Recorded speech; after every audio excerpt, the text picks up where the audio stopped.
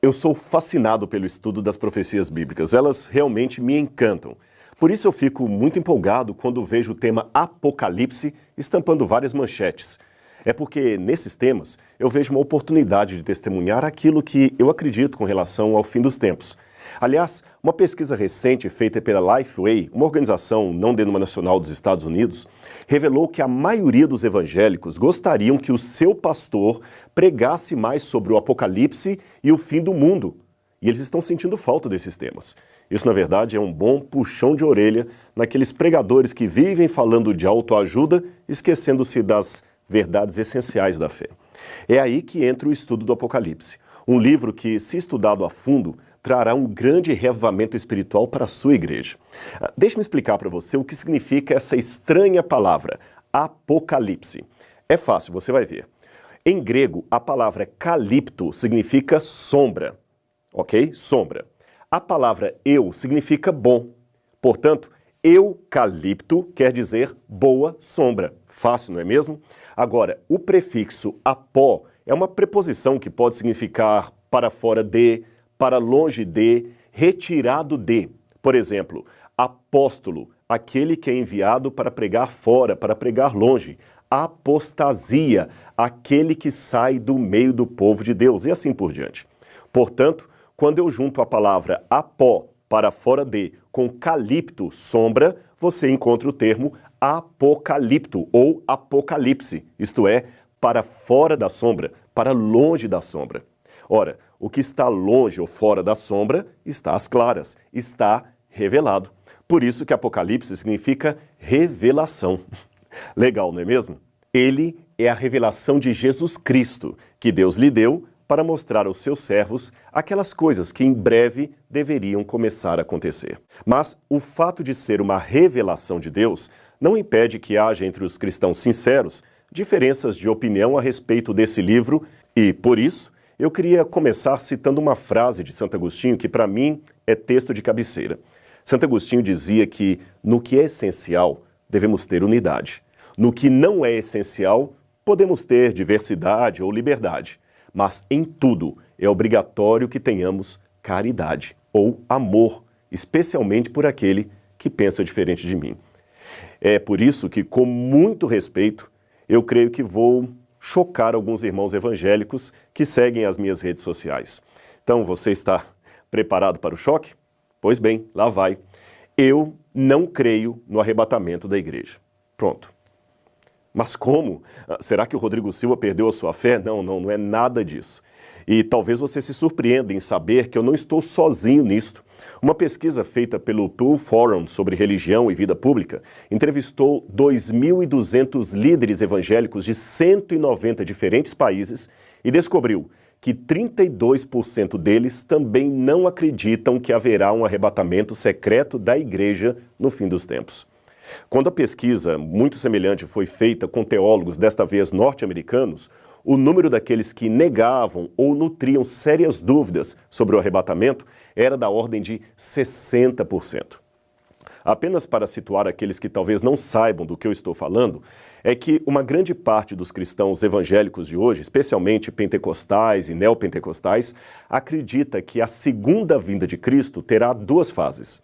A primeira é quando ele vem de maneira secreta para arrebatar ao céu aqueles crentes mortos e vivos, conforme está em 1 Tessalonicenses capítulo 4, versículos 13 a 17. Nesta compreensão, uma multidão de pessoas irá desaparecer de um momento para outro. É por isso que, em alguns automóveis, nós vemos às vezes aquele adesivo escrito "Cuidado, em caso de arrebatamento, este automóvel ficará descontrolado". É uma maneira bem-humorada de pregar aquilo que eles acreditam. Bem, continuando então, em virtude desse suposto desaparecimento da igreja, que seria arrebatada por Cristo, haverá então 7 anos de tribulação na terra, governada pelo anticristo, que perseguirá o país de Israel, e nesse momento os judeus deverão se converter a Jesus. Então só depois disto é que Cristo volta, aí sim, numa segunda fase, em glória e majestade, em companhia daqueles que já haviam sido arrebatados anteriormente, e então reina 1000 anos sobre a terra.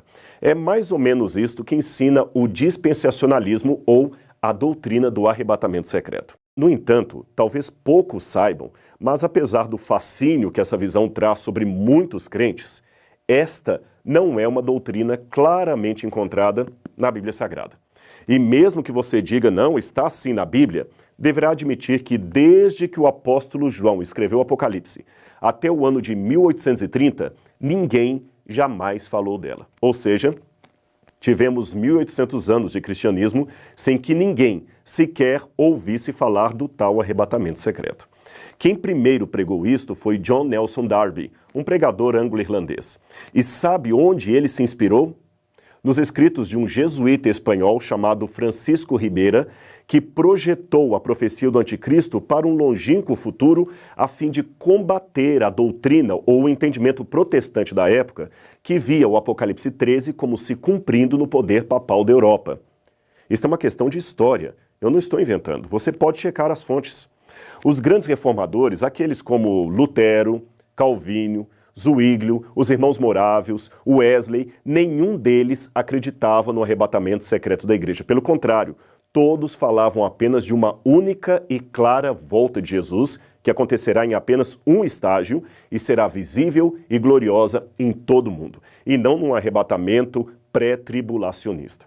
Somente no início do século XX é que essa visão do fim se tornou popular através da chamada Bíblia Anotada de Scofield e outros evangelistas. Agora, é estranho que uma doutrina assim tão complexa, tão bem elaborada como esta, e que seja supostamente bíblica, seja tão estranha na história do cristianismo. É estranho que nenhum servo de Deus a tenha percebido em 2000 anos de história da igreja.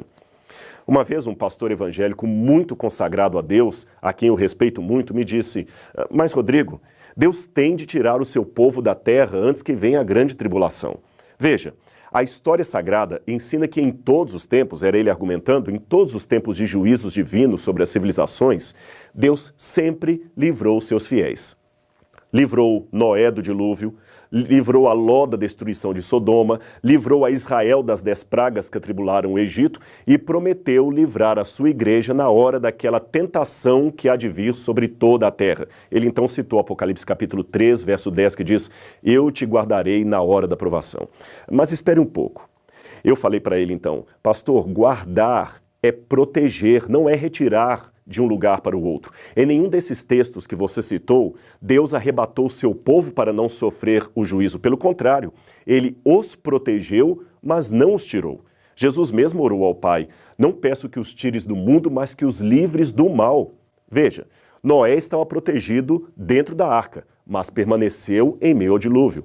Ló foi tirado pelos anjos, porém correndo em meio ao fogo que caía, e ele não foi arrebatado secretamente. Os hebreus, é claro, foram poupados das pragas no Egito, mas continuavam na terra de Faraó enquanto as pragas caíam. Com muito respeito pelos que pensam diferente, eu digo que não vejo na Bíblia Sagrada nenhuma passagem que ensine claramente a volta de Jesus em 2 estágios, um secreto, o outro visível.